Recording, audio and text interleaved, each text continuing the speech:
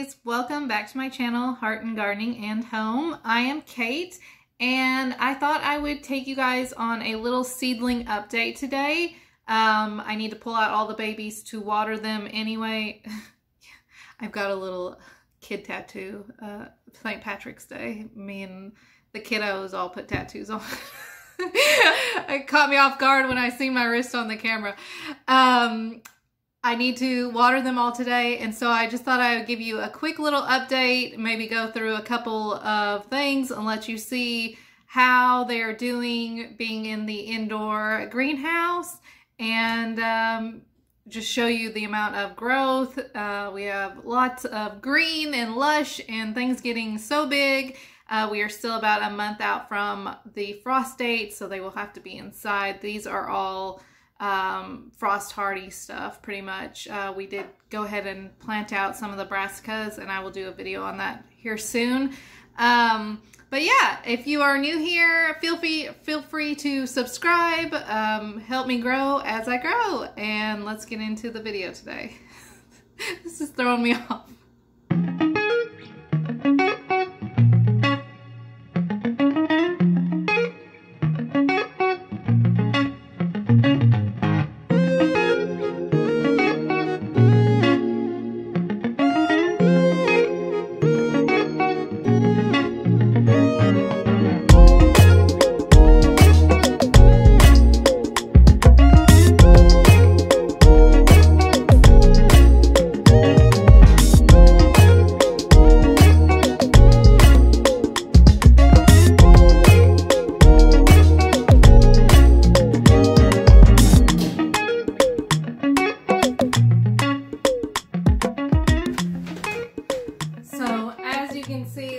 Absolute ton going on in the little indoor greenhouse. It's actually water day, so I needed to pull all these out anyway so that I could give them a good drink of water.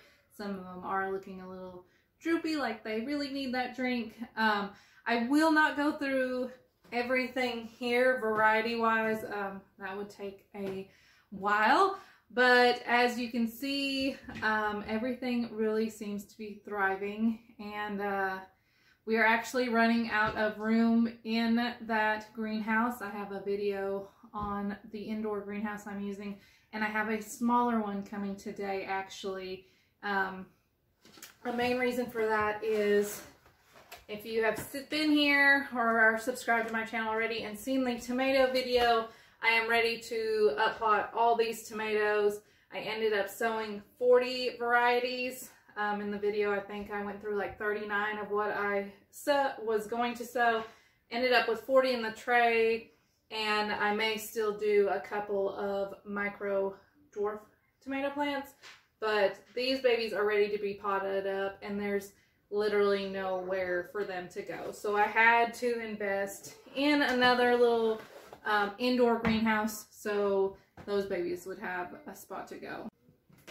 So some of the things that are really taking off or have took off in the greenhouse, I still have about a month until my last frost date. I am in Tennessee, zone 7A, and our last frost date is in mid-April. One of the things that has really taken off, and I still have a long time before I could get it outdoors because it is definitely not a frost-tolerant plant, is my loofahs. As you can see right here, there's actually 2 in this pot, and I need to separate them out, but honestly I feel like if they were separated they would be even crazier than they are now. So keeping them together and, you know, making them not grow as fast is kind of okay with me. There's one that is completely alone, but I cannot imagine how these are going to be in another month, and they are already wrapping around the wires and stuff in the greenhouse. It's out of control. These are the extra long tie loofahs that are new to me this year. I have, some of my normal loofahs like I grew last year. These are also something that needs to be potted up, but I really don't want them taking off as quickly as these ones did. So I'm just kind of letting them grow together, and then I will separate them as it gets a little bit closer to that last frost date. one of the most challenging types of seedlings for me, and it doesn't matter what year it is or what I do, it's always peppers. They're picky, and I did a video on that as well as the varieties that I was going to sow. Probably a little more than half came up, but I've had to re-sow a lot here recently. There's a tray of seedlings that's, you know, not even out here. They're just starting germination.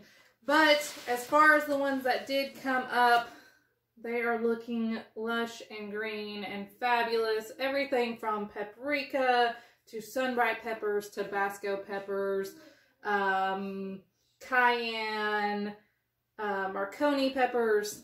They're all in here, and they are doing very well, the ones that did germinate and getting good and big.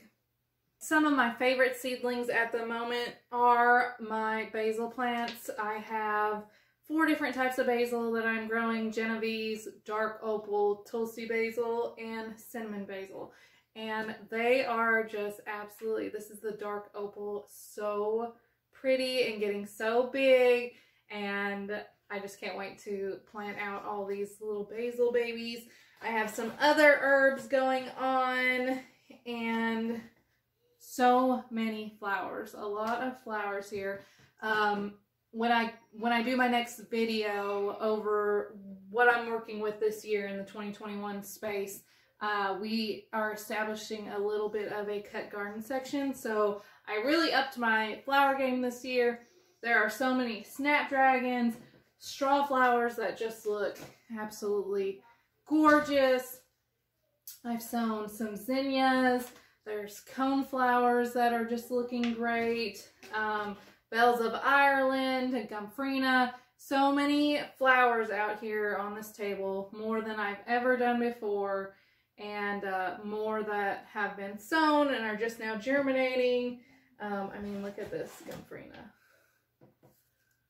So ready. These are ready to go out. I mean, as soon as we could. Obviously, we can't just yet.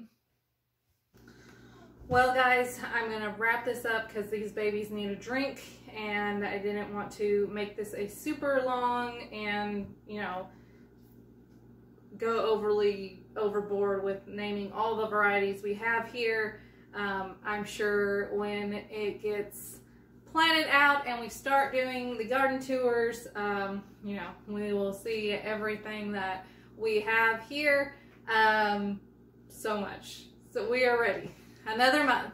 So I'm going to get off here, water these babies, wait for that other little greenhouse to come so I can put it together today, and then hopefully pot all of these tomatoes, I guess today. But thank you guys for hanging out with me. Hope you enjoyed this quick little seedling update and what is going on. I'd say we're thriving, and I will catch you guys on the next video. Bye!